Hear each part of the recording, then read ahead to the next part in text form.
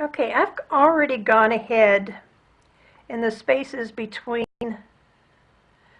the Dresden blades. I've done the rocking your baby back and forth just to push this area down. And it's the same stitch that we did on this block right here, only in a smaller form. So I'm not going to repeat that again, but now that that's done, now we're going to go ahead and do. Okay, I've already gone ahead in the spaces between the Dresden blades. I've done the rocking your baby back and forth just to push this area down.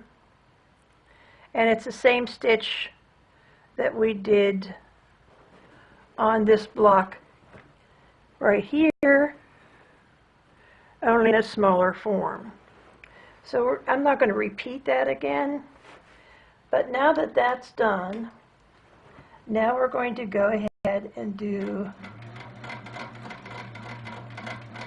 the small swirls.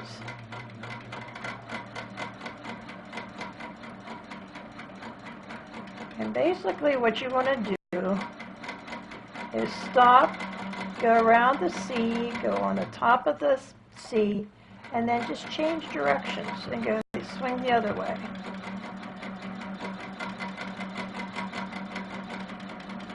If you don't like this fill or you find it difficult, by all means use one that you are more comfortable with. If you want to use a meandering stitch, if you want to use pebbles, the stitching roadmap that I've given you is just that. It's a roadmap. If you want to take a shortcut or go an alternate route, it's your quilt.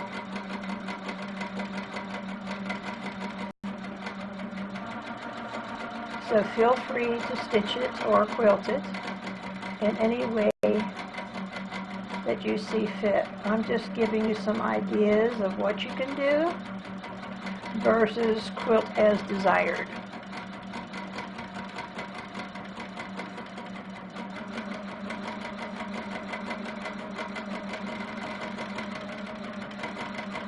So this is just kind of a rocking back and forth. You go one direction, come around, and you swing the opposite direction. Come around, swing the opposite direction. Once you get the hang of the stitch, I think you'll like it. It's a hard stitch to catch on to, I'll admit that. But once you've got it, it's a great filler stitch to have in your repertoire. Because you can take it in any direction and fill in just about any shape with it without much difficulty at all. So I'm going to go ahead and finish this up, and I'll give you a picture of what it looks like when I'm all done. And now we're coming around to the finish line here with our swirls. And the reason I came back before I finished was I wanted to show you something. You can have all the plans in the world as to how you want to quilt something, but you still end up with a poof or something like that, and you won't really know that until after you've stitched it. So what I'm going to do is do a little something in the center, because I don't like the way it's poofing out. So it's not going to be anything spectacular because we have all this going on. But I think what I'm going to do is maybe just make some scallops around this circle. Let's try that. Just to push this batting down in the center part of the quilt block. So here goes.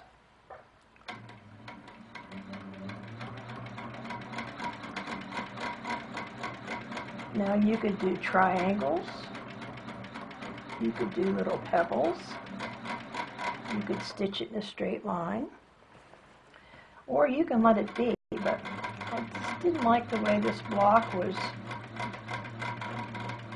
poofing out like that. So this is my way of taking care of that. It's just another little added stitch.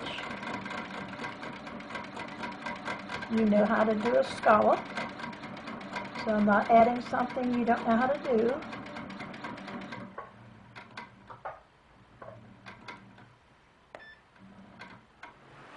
And just like that, we've fixed the middle of this block, so now it lays down nicely.